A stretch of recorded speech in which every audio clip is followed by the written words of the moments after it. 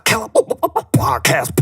KillaOfficial.com. THTC, the UK's leading ethical streetwear label.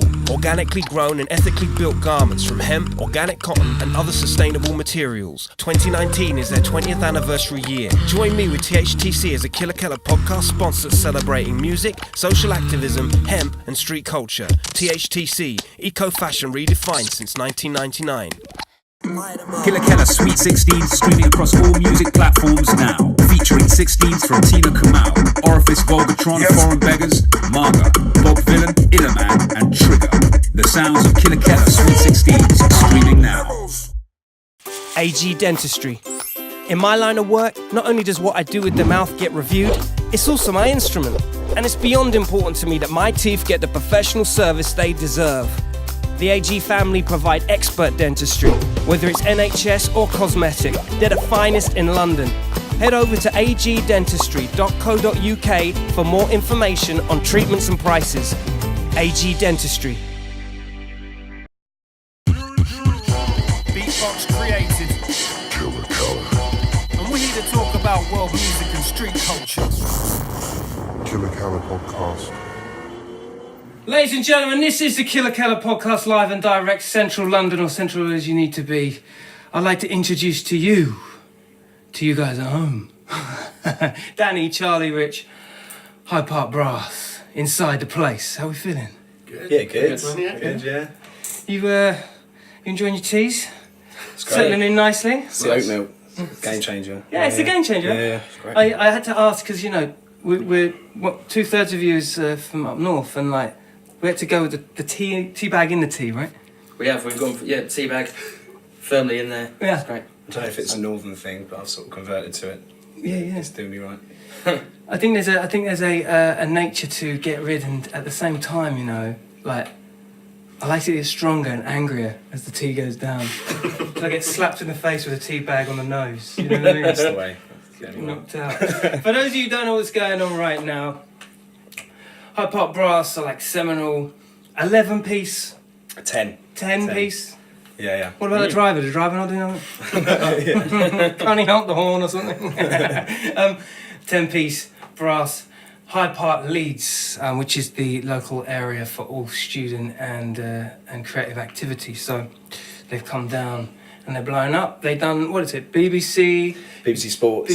Sports. And this is really where it all kind of kicked off, right? This is where the journey began, so to speak. Yeah, it's kind of roller coastered its way up and down. Sort of it's in phases, but that all came off like the World Cup, and we were watching the game and we were on a gig, and then we were a bit pissed when we were doing it, but we just went out and thought, right, let's do a song, and then that went viral, and then there was like BBC Breakfast, like they wanted us on, and eventually that went through to BBC Sports, like with like 15,000 people, and then everyone watching at home. It's crazy. Damn. Yeah. I mean, what you're dealing with there is like commercial virality, the kind of thing that your parents would be watching and being like, "That's not boys," you know. It's crazy, isn't it, when that snowball suddenly kicks? It's like little fires being planted, you know, like Lord of the Rings when they're trying to, you know. Yeah, we had a little bit of a flavour about a year ago, maybe a year and a half, and we were playing at Kendal Calling Festival. And just before that, we went to Manchester. We did a bit of busking there. We did I Like to Move It, just on the street in Market Street, and someone took a video, put it online, and we had a similar sort of thing, got like 500,000 views or something. But it was just, that was our kind of first taste of that sort of viral, like the snowball building. And That's sick. And when was that? 2017, was it? Yeah, it was July-ish. literally we were on a gig in Manchester, I think, over at the cricket ground or something. And we just like, right, let's get a quick busk, and half the band were like, let's stay in the pub. Yeah, of course. Come on, we've got the gig coming up. And then the other half were like, no, we finally got a spot. And then this big conga line started. They're like complete strangers, just like running around, kind of, which is cool. And yeah, like I said, we went away, came back, and it just like 500 shares or something. It's crazy. Oh my God! So it really was like a knock-on effect. Yeah, it just blew up. Yeah. In Manchester sort of area, like all around that north sort of bit, yeah. Yeah, there's an argument, like, I mean, I come from like a small village in Sussex, you know, and my nearest closest city or town was Brighton. And it's one of those things, isn't it, when you attach yourself to a city, you blow up on that city first, you make your impression, and then you go outwards. It's almost like you gain like your tokens at every stop, don't you? You know, it is a good feeling when you break the first milestone in your Atlas journey. You know. Yeah. You know. There's like especially our home being the north kind of thing. Like we're really lucky to have like I've been Leeds and sort of Manchester, getting up towards Newcastle, like a really like solid following. He'll always keeping up online with us and coming to gigs, and yeah, it's really cool. It's the diehards. It's an amazing feeling. Like people, yeah. And also being from, did you guys go to the uni in Leeds? Yes. Well, like it's pretty much half now, isn't it? Like Yeah. So you're Londoner, you're from Hull, and you're from Durham. Yeah. yeah, but it's Leeds College of Music. It's half the band, and then the other half's sort of Leeds Uni. No rivalry in that then. No. Way past the rivalry. Yeah, yeah. it's kind of when you're studying there, it's like Yeah. the other half. I played there a couple of times. I played the Leeds Uni. I played there a bunch of times, and also the cockpit. Do you remember the cockpit back in the day? Yeah. It's way down now, but like it was a great spot. I remember playing there back in the day. Under the railway tunnels and all that. Yeah, dude, that was so sick. I loved it there. It was just like a different vibe. You wouldn't have. The only other place that does it is the Arches in Glasgow. Like in terms of vibe. Yeah, I used to love Leeds. I used to love it. A lot of haberdashery like vintage shops. Yeah, that's what it's all about, isn't it? Yeah. Yeah, cool. Edgy Leeds, we call it. Yeah. Edgy, Edgy Leeds. Roll your trousers up. Oh yeah, that dead edge. Yeah. Caps on. Yeah. They have the edgy Leeds down here as well. You know, I guess with like things like a 10-piece. And by the way, gang, if you haven't checked these guys out, you have to check them out. They're sick. Totally relative to me personally, isn't that? You know, to be faced with a huge crowd and an instrument, and it's a very different experience compared to like the DJ genre. And when you've got 10 people on stage or 10 people to consider, that's a football team. You know what I mean? Like how do you guys negotiate within the firm? It's kind of Good question. It kind of so back in the day, it was all like Rich was the sort of the you're doing this, you're doing that, da, da, da. But then we realised like hang on a minute, we've got like 10 of us here. We should all be doing things. So it's like you've got someone on the Instagram, you've got someone on the Snapchat, someone on the Facebook, someone on the emails, someone on this, that, the other, and it's kind of so it's like a football team firm, if you like, kind of all doing our little bits, and so it's kind of like everyone's chipping in, doing their bit. Yeah. Kind of following his lead. Kind of smooth kind of operation now. Smoothed out the workload. Yeah. It's delegation is key. That's it. You know? So who's the leader? Who would you say is the spokesperson? Who if frontman on gigs. Yeah. is my go-to role. Gotcha. Yeah. I mean, it comes with a lot of responsibility. It does. Yeah. It's sort of. It's definitely developed. Yeah. I would say it's evolved. Was it something that you'd be like, I wouldn't have done that if I had the actual... Because it does happen like that. It becomes a filtering system, and then next thing you're the man with the email. Yeah, basically, yeah. Well, yeah, so the way we started it was a few of us.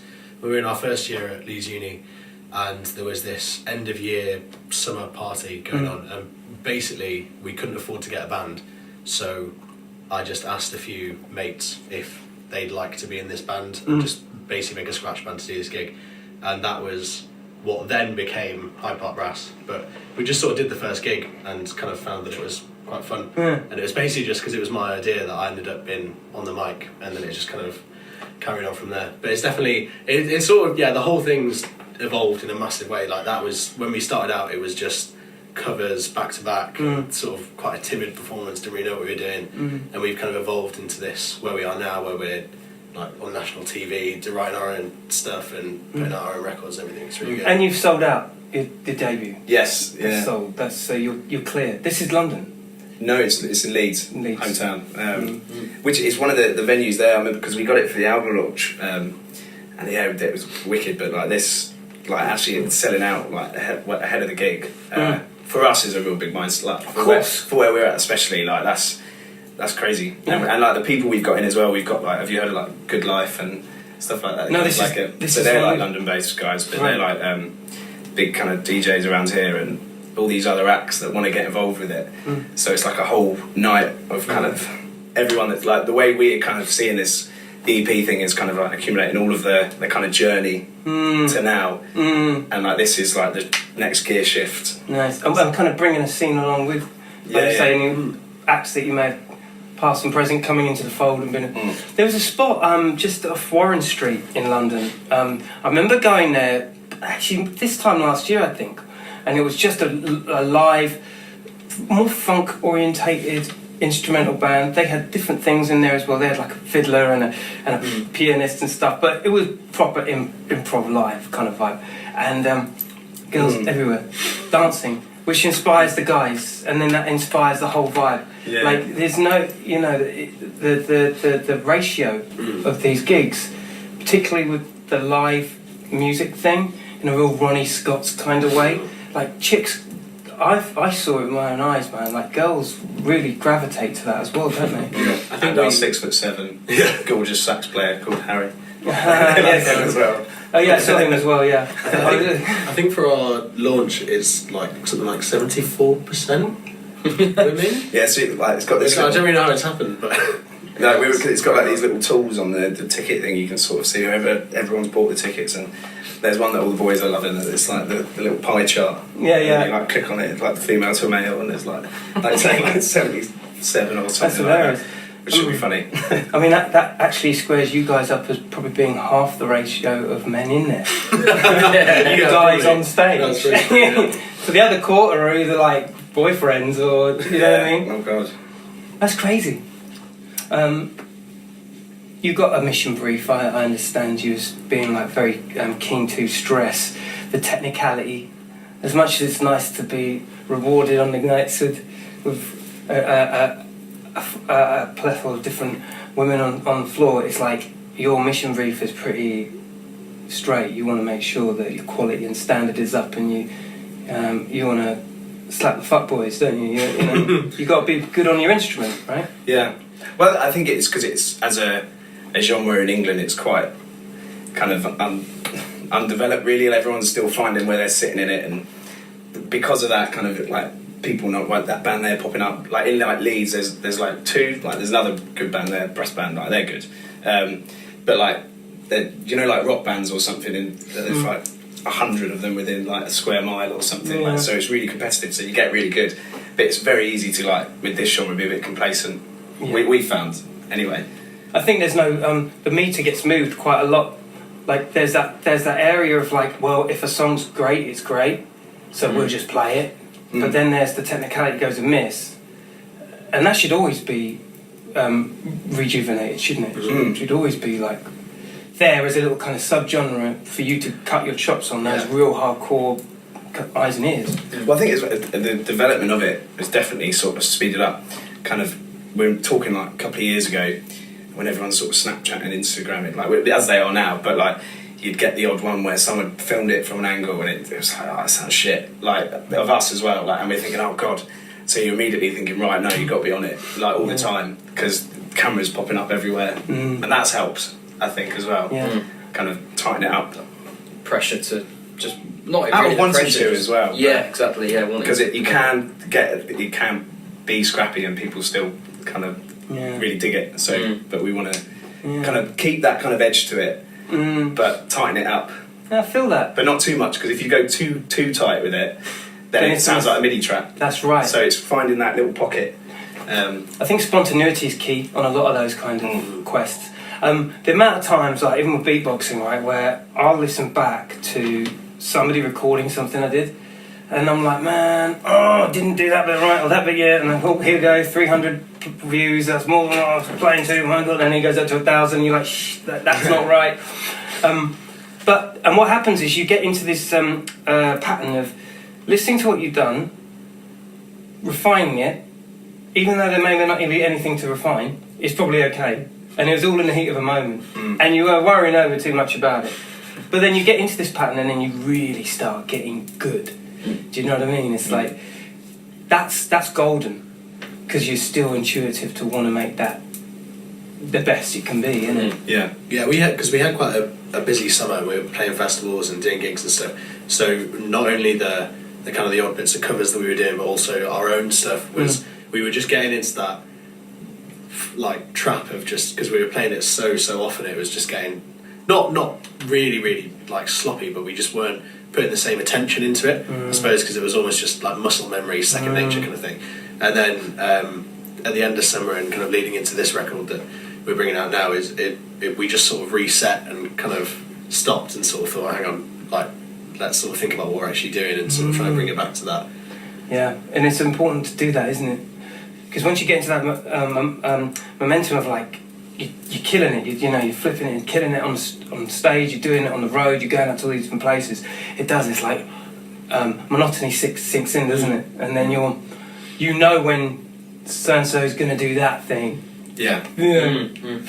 You know what he's going to do in his solo bit. We need to keep it interesting for us as well. As much as we're not all going to the bar when it's the it's the bass solo. You know what I mean? Oh, which reminds me, which was another thing I was going to ask.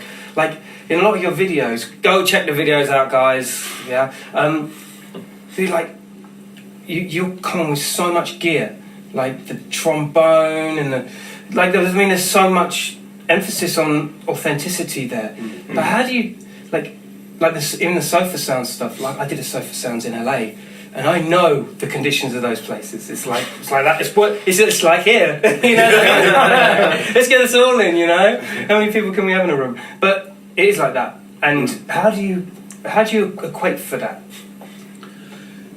It's a good question. We've definitely had some gigs where it's been more cramped than we'd like. I think we've done a couple of in London as well. We did a few Blues Kitchen gigs, and there's definitely the Blues Kitchen in, I want to say, Shoreditch. There's one in Shoreditch, it's got a small stage, and occasionally we've played, and the drum kit's been left on at the side as well. So we've also we've then got like the third of the stage to work on. So we're all sort of playing hunched up, but it's all right. Usually, the spaces are big enough and everything for us to manage. But I think it was kind of drilled in. Because I mentioned earlier, but like the Leeds Uni thing, but specifically it was the big band where we all met, and there's a gig there which is straight off from year one, like first year, like the tiniest little stage. Like it's I'm not gonna like for a stage. I don't know how you could. What's it like? How can I? It's just a basement bar with like low ceilings that is really cramped. Like a car, like literally like a car the size of the stage. And you fit like 20 odd people on there. So damn. And it works. Like we were there the other day having a pint, and we're thinking, how the hell did we do that? Like back in the day. But so I guess that kind of thing, we kind of from even before the band started, we were just thinking, getting used to playing, kind of squeezed in. Yeah. But I'm like we're both trombone, but I've definitely accidentally hit someone. You got slammed in the face. Oh, it was awful. It was a gig in Manchester, and it was really dark, and we're playing. And then suddenly I feel this massive like bang on my face, and somebody had done a front flip, and their foot had gone right in the end. Oh no! Blood like all down. It was quite dramatic actually. Wow! But I felt really rock and roll. Like it probably wasn't. There was only about 20 people watching. But like got back up, sort of blood coming down, playing through. But like death metal, death brass. Yeah. I think that for us, like you get all the bands that sort of. So they go through the social club sort of vibe. I guess ours was getting hit in bars, kind of squeezing in this. So like now we're kind of at the point where we get like a nice stage, so we can sort of spread out a bit, which is nice. But yeah, but I also like in my time I do love.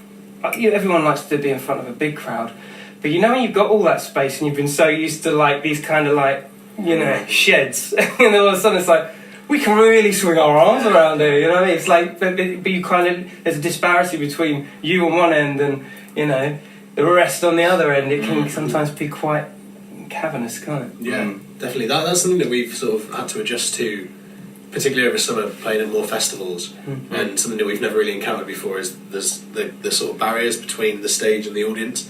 Because usually, sometimes we've done gigs where we're in the audience. Like we're actually just like playing. That's so cold. I love that. That's sick. And then to have that like 2 metre gap, whatever it is, it's just like we never really know what to do with it. Yeah, totally. Because you can't go and do like a jump into the crowd, and and you, like you say, it's like you want to be able to connect with them. But you don't want to be the only one connecting with them. It's like, come on, guys. But like, I think for us, like that, the next thing of tackling with that, we're like a Lost Village festival, up near Lincoln, and we're on the main stage on that one. And it was still that point where we felt kind of that gap. Because the thing that we love and that really works on our gigs is the crowd, we're partying with them kind of thing. And we were doing these festivals and like Rich was saying, kind of that gap, but that was the first one where it was really kind of, that gap just disappeared and like all these like thousands of people were with us on stage and there's a video of it, but like I'd say for us that's where we kind of bridged that kind of gap. It's great when you got it, yeah. I don't know, that's once you've got it, you know what I mean, it becomes like it's just repetition, isn't it? It's just repetition. Can you see it translating, which I'm sure it can, like go from the live venue to a more club orientated setup like XOYO or Fabric or or its equivocal in Leeds, like a super club kind of vibe? Can you see that happening in your career time? Well, we had one recently actually. Had our first kind of big one, the O2 Ritz in Manchester. Oh mate, that's a great venue too. That was great. Yeah. And we got them going there. But I know what you mean. Each kind of venue in it is different sort of people, how you translate it. But I get that work there. Didn't I? I kind of got them going. I hope so. Yeah. Yeah, it was great. The Ritz is wicked. I went there when they first redone it all, which was maybe about 3 years ago, and it was like old school, but like proper like club. Yeah. Club vibes, And I guess that's the closest comparative. I guess the transitional. Maybe those kind of venues are what you're looking for, where you still get the club goers, but you still have enough in terms of live action that you can move about on stage with, isn't it? What about like, it's kind of boxed in DJ booth style, quick stand on this table here, there, I mean you can see you, that kind of, have you ever done any of them before? We did, yeah. We've kind of that kind of bar kind of gig circuit is quite rife with sort of brass bands, and all over the country you get them sort of going to stand on that table up there, and you've done all sorts, so they grab you and stuff. Oh, yeah, it's unpleasant. But no, I think the first one was that I stood on a table, and the bouncers move everyone out, and then bloke like whacked his finger up my bum, and then I just like get up, and then I stood up, and they put the table right below a fan, so then I whacked my head as well. So yeah, those ones aren't as enjoyable. It was a good start to the. You're getting hit and everything. It's awful, isn't it? There. Yeah. I am the clumsy one. Where's the what influences, like, and I'm going to come down to some common questions now, even just as a fan of like knowing the roots of like where people get their kicks from. What were your influences? I'll go your influences. Go one by one. Well, I mean, for me, going back to Rich being sort of a founding member of the band, I kind of joined in a little bit later on as the band's developed and evolved. And so previously to that, I was playing with sort of hip hop groups around Leeds, supporting guys like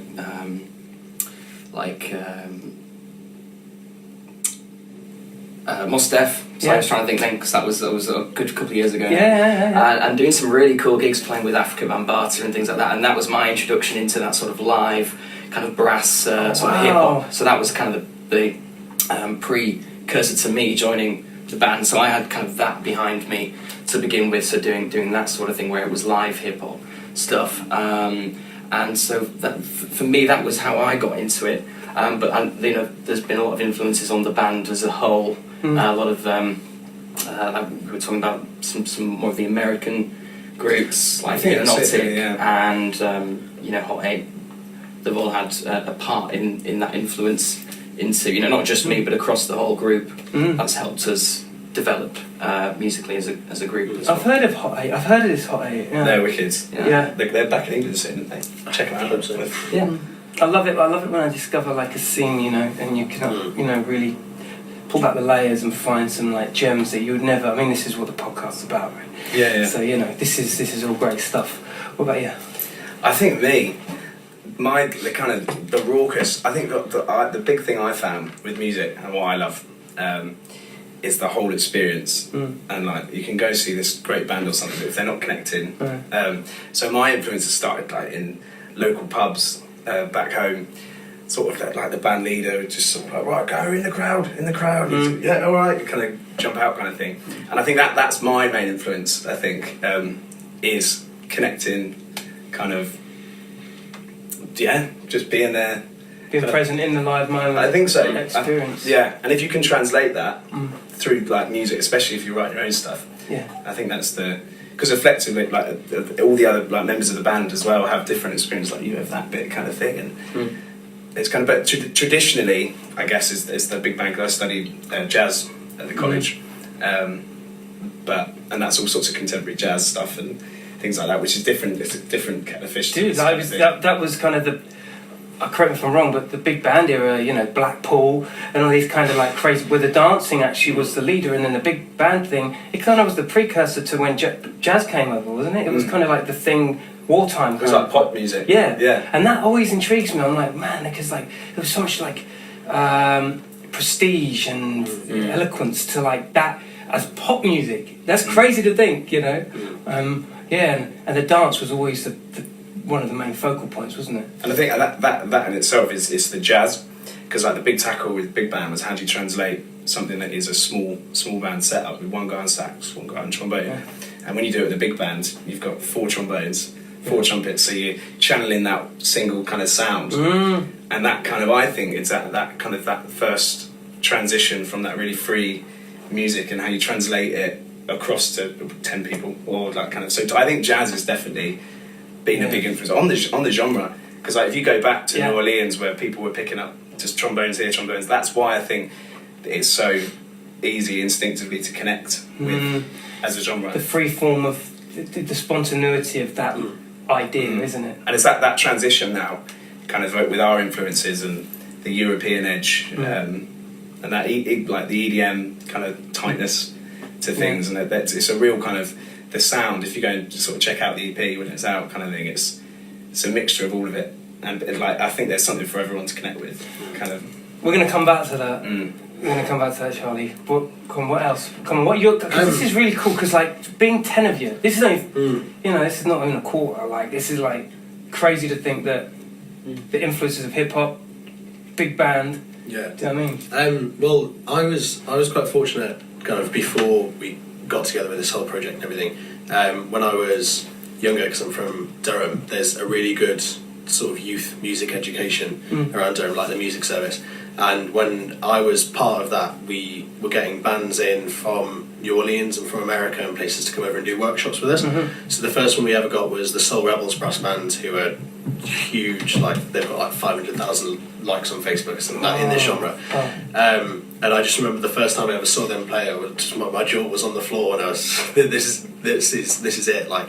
And that evolved through different other workshops we did. We did one with Hackney Colliery Band, who are London based, right, who are really great. And it's just sort of seeing those different elements and then exploring it beyond that, finding bands like Hypnotic Brass Ensemble, and then kind of trying to work all those different influences into what we do, I think. And then, as Charlie was saying with like the EDM stuff, more recently we've taken those elements we like from those bands and then just applied it to our own thing. And like back in October, we actually did a gig in Leeds with Hypnotic Brass Ensemble when they were on their tour. Hypnotic Brass is sick, man. They're sick, yeah. But it was kind of like, that was really cool for us, and for me particularly, because it was like a kind of almost like a vindication of everything that we've done. It sort of got to this point, and then we were on the same gig as these guys who have been a big inspiration to us. That's so cool.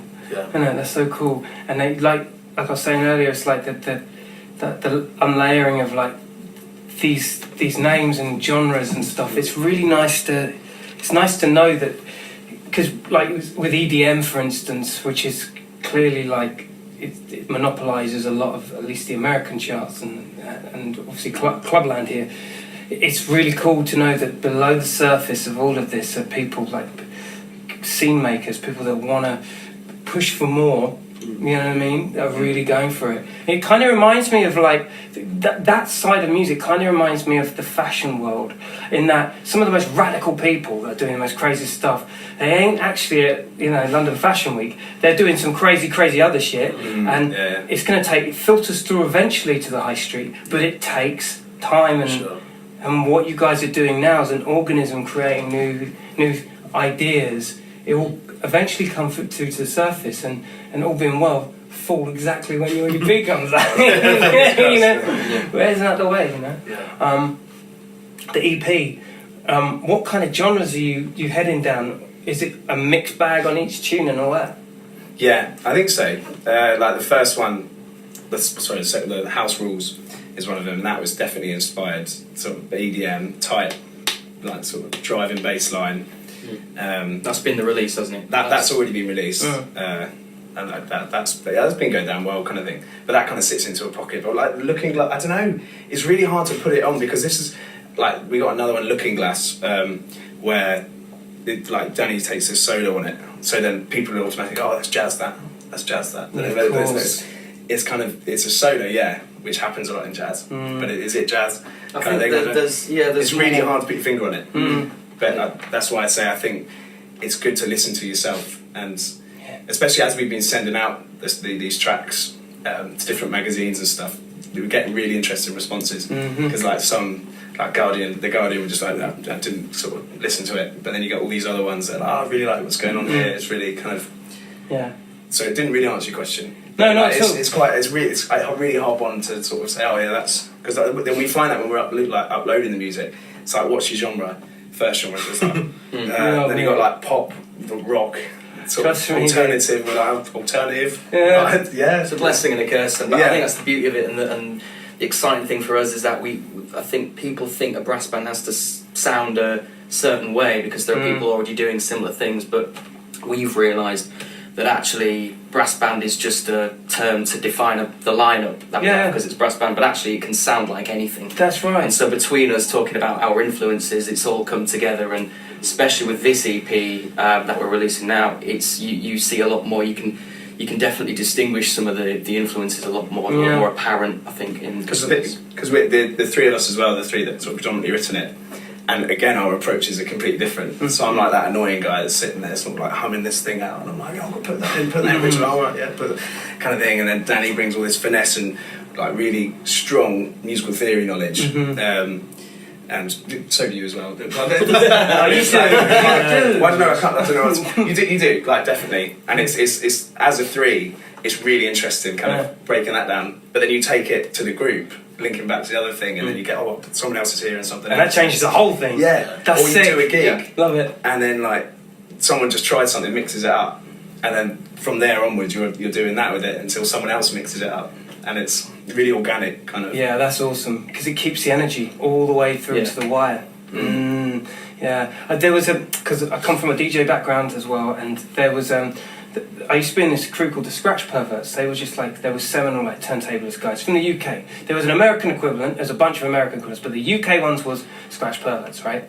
And I remember on their winning championship, they had created this was before like any of the laptops were even allowed in the clubs. This is before Serato. They would have pressed dub plates that they would exclusively use through the 4-man DJ set. So they'd be doing all this crazy stuff over 6 decks using just this dub plate that they had pressed. All of the parts come from the playback that they had created on their laptops at home. So they had already sourced all the parts. They knew exactly who was doing what at any given time, and they literally just sat there and replayed it. And they were saying afterwards, they were like, it sounded nothing like what we did on the computer. People were just like, they were just getting into their own zone, It's a beautiful thing. Yeah, that's definitely... But I can imagine quite nerving too as well. Yeah. Right? Well, it's especially how it's received, I think. But like, I would just literally implore people to go and check out the genre and see where they find it, because people might listen to us and think, oh, that's weird, like that doesn't work. But then there's something for everything in it. Do you think there's an expectation on people's part that they kind of already know? Because it definitely is the case with beatboxing. People already assume you as being one. Brass band, you kind of have that. There's not stigma, because that sounds negative, but do you know what I mean? It's like you're there's definitely a stereotype around. Right. Yeah. There you go. And that's what's interesting again about the UK, is because it does have such a sort of history with brass band, and a totally different brass band history to America. So when people go, oh my god, a brass band like doing Whitney Houston, it's like, whoa, it's amazing. That's cool, yeah. Because you've got like, especially up in the north, all the colliery bands and everything like that. But yeah, that's again. But for me, I love that kind of that it's got the the stigma with it in a sense, because you can fight it. You surprise Yeah. people then. Yeah, you fight it. Yeah. Yeah, definitely. We've had that a lot. When we've done things around like Leeds, particularly Yorkshire's got a huge like traditional Of course, brass yeah, band man. and there's so many people that have come up to us after gigs and just sort of been like, no, never mind that they've never sort of seen anything like that. They're like, we've never heard an instrument played in that way before, because there's just this whole sort of traditional cornets and French horns, tenor horns, all this sort of stuff. In like a really strict classical way, and then we're just sort of trying to tear that down, I suppose, a little bit.